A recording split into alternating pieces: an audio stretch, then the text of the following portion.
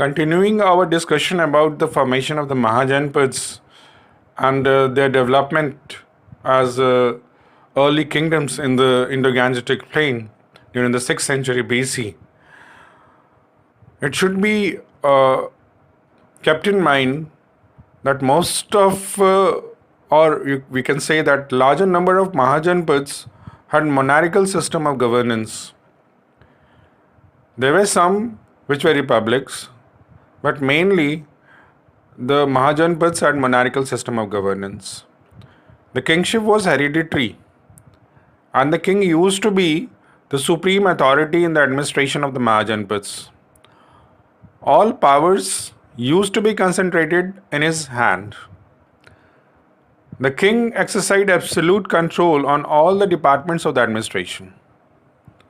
However, despite his immense power, the king could not do whatever he liked.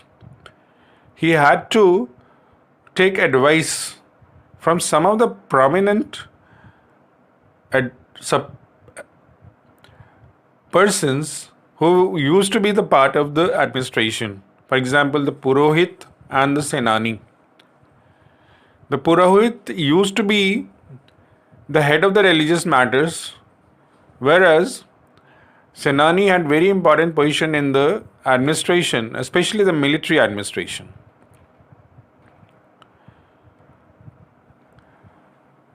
There were also Mahajanapads which were republics.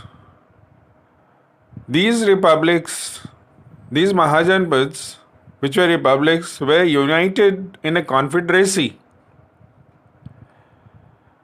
and their religious rites were performed collectively by all the Rajas who were part of the confederacy. All important issues were collectively decided after discussion in samati.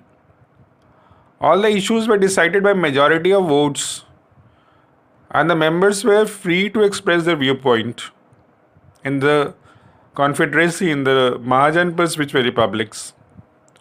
The matter for discussion was placed before the assembly and debated, and if a unanimous decision could not be reached, it was put to vote. The Rajas collectively controlled the economic resources such as land in the Gan or Sangh.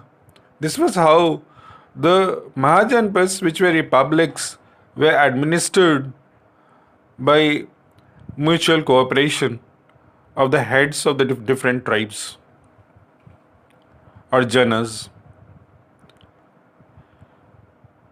However, every Mahajanapads used to be fortified, and they used to have a fortified capital in order to make it secure against any external attacks. The fortified area also helped in running the administration smoothly. Some kings started organizing large armies in order to secure their kingdoms and to maintain law and order. They started recruiting soldiers also,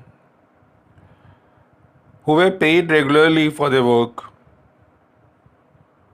For managing the different activities of the Mahajanapads and to meet the expenses of the army and the bureaucracies, resources were required, and to manage it in a systematic way, Dharma Shastras started to be composed by the Brahmins from the 6th century BC, which outlined the norms for every section of the society.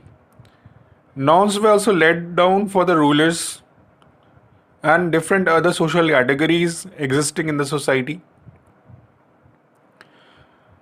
These norms, which were mentioned in the Dharma Shastras, fix the responsibility of every social group toward the society and the Janapad so that the system could function in a smooth manner. So in a way, you can say that codification of rules and regulations started, and whatever was expected from any section of the society, that was outlined, and that section was expected to fulfill their obligations so that things could run in a smooth manner. The rulers were expected to protect the people, and it was expected that they belonged to the Kshatriyas.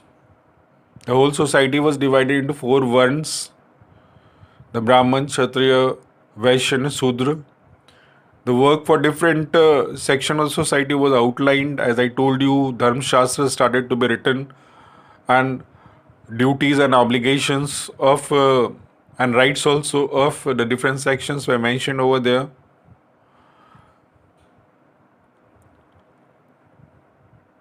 The Kshatriyas or the rulers were advised to collect taxes and tribute from cultivators, traders, and artisans to meet the needs of running the administration in a smooth manner. Of all the taxes that were collected, the land tax was the most significant, as majority of the people were cultivators. Land tax was normally 1/6 of the production, and it was known as bhag. Wealth was also collected by the rulers by raiding the or attacking the neighboring states. Slowly, some states also started organizing their regular armies and bureaucracies to run the things in a smooth manner, which which took the Mahajanapads towards the formation of stronger kingdoms. And ultimately, as I told you, battles between the Mahajanapads started for supremacy, which ultimately led to the formation of the Magad kingdom, which became extremely important and powerful, and ultimately the Mauryan Empire, which covered almost whole of the country. That was the first empire that was formed in our country, the Mauryan Empire.